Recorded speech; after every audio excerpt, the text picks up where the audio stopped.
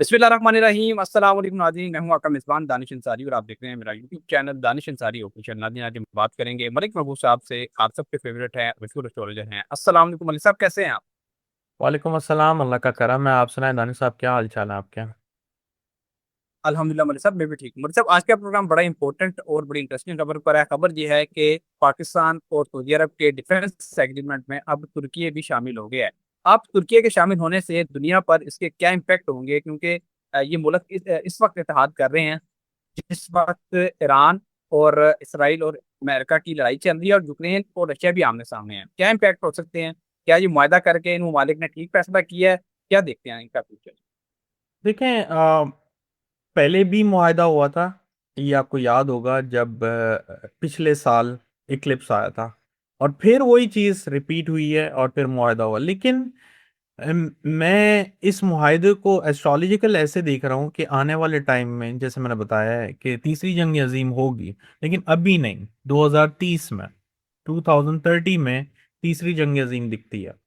उससे पहले ग्रुपिंग होना और ऐसे बहुत सारे ममालिक की आपस में एमओयू साइन होना, ये सरप्राइजिंग बात नहीं है अभी के लिए।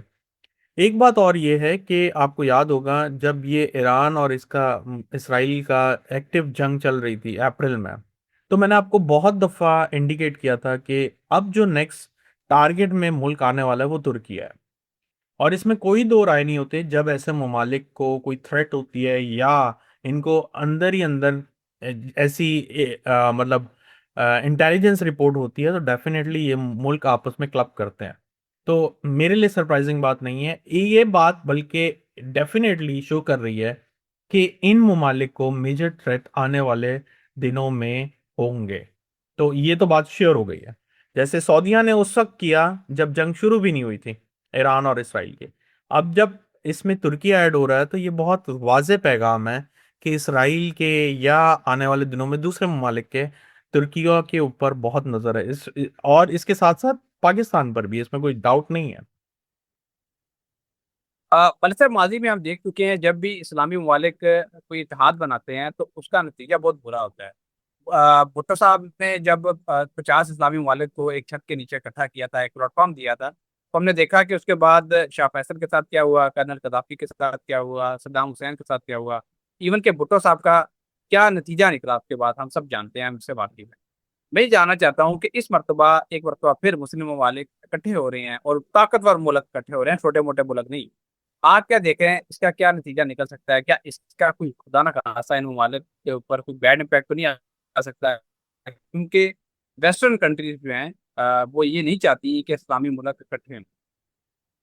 देखें, इस बात के ऊपर तो मैं नहीं बता सकता कि उस टाइम की जो प्लानिटरी पोजीशन है वो वापस रिपीट हो रही है। लेकिन हाँ, ऐसा ज़रूर है कि राहु जब भी आता है एक्वेरियस में, मुस्लिम ममालिक के लिए प्रॉब्लम लेकर आता है। मैं आज इस साल के शुरू से बोल रहा हूँ।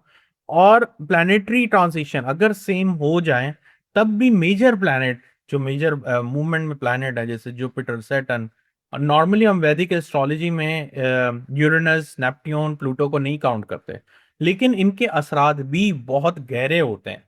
बस हम इसलिए नहीं इंक्लूड करते क्योंकि इनकी एक हाउस से दूसरे हाउस की ट्रांजिट मिनिमम भी 12 से 14 साल की होती है।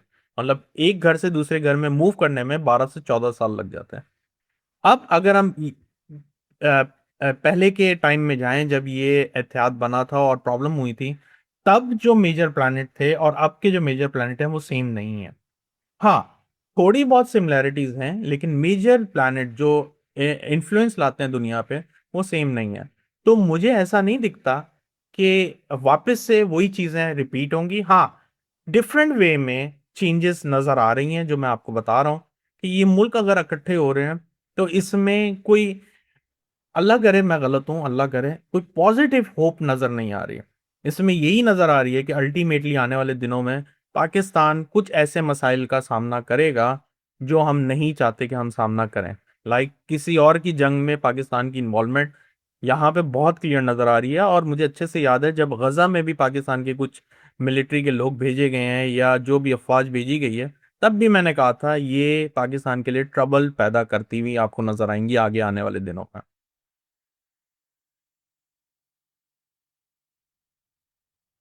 मतलब साहब, ईरान और अमेरिका की जंग का आप क्या मुस्तकबिल देख रहे हैं? क्योंकि डोनाल्ड ट्रंप की तरफ से आज फिर कहा गया है कि हम आबने हुर्मुज को खोलने जा रहे हैं और ईरान के साथ हमारा मुआहदा होने वाला है। वो बेसिकली बिजनेस को अब दोबारा से ऊपर लेके आने के लिए और तेल की प्राइसेस को छेड़छाड़ करने के लिए भी इस तरह के अक्सर बयान दे देते हैं। लेकिन वो साइड साइड आपको कोई ऐसी चीज दिखाई देती है कि वाकई कोई मुज़ाकरात हो जाए, किसी एमओयू पे साइन हो जाए, या फिर आबने हुर्मुज जो है वो खुल जाए? आइंदा आने वाले दिनों का क्या फ्यूचर देख रहे हैं? मुझे नहीं लगता ऐसा कुछ भी होने वाला है। मुझे लगता है कि आने वाले दिनों में बल्कि ये पानी से रिलेटेड प्रॉब्लम मजीद बढ़ने वाला है, अनफॉर्चुनेटली। उसकी वजह क्या है? मैं आपको अभी बहुत अच्छा सवाल किया है।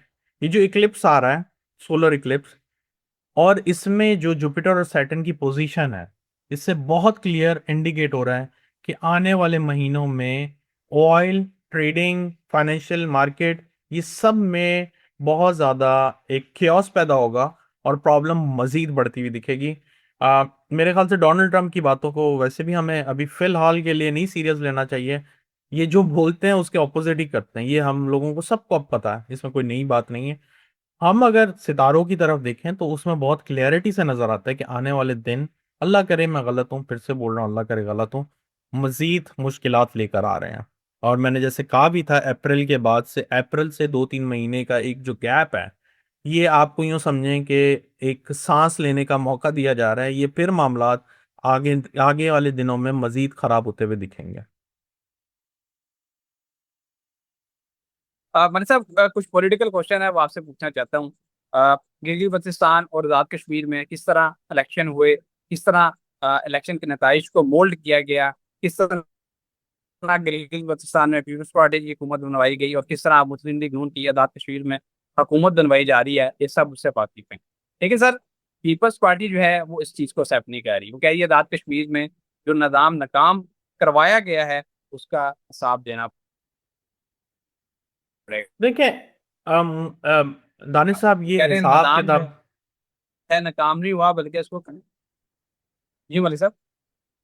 मैं ये कह रहा था कि मुझे नहीं लगता कि आज़ाद कश्मीर में कोई इम्प्रूवमेंट आएगी। अनफॉर्चुनेटली आज़ाद कश्मीर का मैंने पहले भी बताया था कि जिस दिन इन्होंने इलेक्शन रखे हैं, ये तसादुम का दिन है। ऐसे मसाइल बन जाएंगे जो इन्होंने नहीं सोचे होंगे, और ये मसाइल हल होने की तरफ नहीं जाएंगे आराम से। वजह सिर्फ एक ही है, 27 तारीख को, 27 जुलाई को सैटर्न स्टेशनरी था। और मैं बता चुका हूं बहुत दफा कि जब भी सैटर्न स्टेशनरी या जुपिटर स्टेशनरी सिचुएशन में होता है, इस टाइम में काम नहीं करने चाहिए, वो फंस जाते हैं। क्यों? क्योंकि उस वक्त जो प्लैनेट की पोजीशन होती है वो एक बिल्कुल रुकी हुई होती है। वैसे आपको पता है हर प्लैनेट मूव हो रहा होता है। जब वो रुक जाते हैं, रुकता कोई प्लैनेट नहीं है, लेकिन टेम्परेरी अगर ब्रेक भी लेते हैं, उस टाइम पे जो एस्ट्रोलॉजिकल एस्पेक्ट है वो ये है, उस टाइम कोई नया काम शुरू नहीं करना चाहिए, वो फंस जाता। तो इन्होंने तो इलेक्शन रख दिए जो कि बहुत इंपॉर्टेंट एक तरह से टास्क है पाकिस्तान का। तो अनफॉर्चुनेटली मुझे ऐसा नहीं लगता कि इसका कोई आसानी से हल निकलेगा।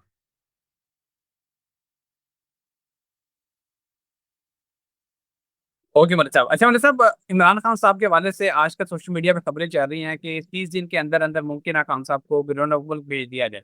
खान साहब के जायचा देखे काइंडली बताइएगा कि वाकई क्या खान साहब बिरून मुल्क जा रहे हैं, या पीटीआई को कोई रिलीफ मिलने वाला है? क्या देखते हैं सवाल?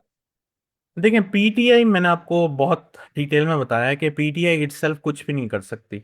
और पीटीआई का रिलीव अब आप भूल जाएं फिलहाल, जब तक के उसको लीड करने के लिए वीनस ना आ जाए, खवातीन ना आ जाए, या इमरान खान खुद ना आ जाए।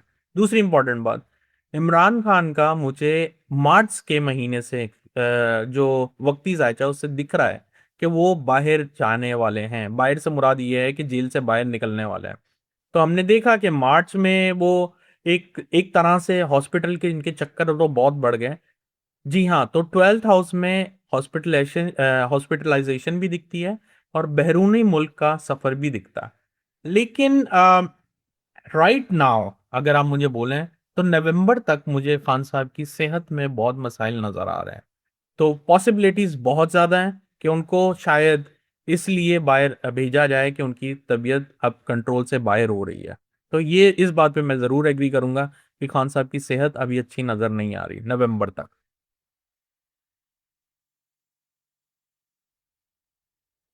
मलिक साहब, अक्सर हमारे दोस्त हमें कहते हैं कमेंट्स में कि अवाम से मुतल्लिक भी सवाल किया करें, तो वही सवाल आपसे कर लेता हूँ कि पाकिस्तान डिप्लोमेटिक लेवल पे पाकिस्तान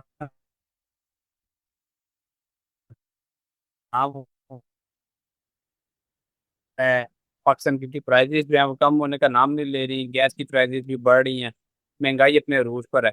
आप क्या देखते हैं कि आवाम के लिए भी रिलीफ दिखाई देता है या फिर आवाम के लिए मुश्किलात ही मुश्किलात है? देखें, अभी तो मुझे ऐसे लगता है कि आने वाले दौर में, आने वाले दिनों में पाकिस्तान की आवाम के लिए एक मौका जरूर आएगा कि वो सड़कों पर आकर अपने हकूक के लिए लड़ें। ये तो बहुत क्लियर नजर आता है। लेकिन वो हकूक के लड़ने में इनको बहुत मुश्किलात का सामना होगा। और अगर मैं ये बात करूं कि पाकिस्तान की आवाम के लिए कोई रिलैक्सेशन है, तो अनफॉर्चुनेटली अभी कुछ भी नहीं है। अनटिल नेक्स्ट ईयर के एंड तक, उस वक्त पाकिस्तान की जो 20 साल से दशा चलती आ रही है वीनस की, वो खत्म होगी और सन की दशा स्टार्ट होगी, जिसमें उम्मीद है कि इंशाल्लाह आवाम के लिए फिर काम वाकई होगा पाकिस्तान में। मलिक साहब, बहुत शुक्रिया, आपने अपने कीमती वक्त में से कुछ वक्त निकाला, इतनी जबरदस्त प्रोडिक्शंस मालूमात हमारे साथ शेयर की। नादिन, आपका भी शुक्रिया, कमेंट्स करते हैं, सवाल पूछते हैं, और आपके सवाल हम अपने प्रोग्राम में भी ऐड करते हैं, तो अपने सवाल जरूर पूछा करें। इंशाल्लाह नेक्स्ट प्रोग्राम में ऐसे दिलचस्प टॉपिक के साथ दोबारा पेश होंगे। अगली वीडियो तक मुझे और मलिक महबूब साहब को इजाजत दीजिए। अल्लाह हाफ़िज़।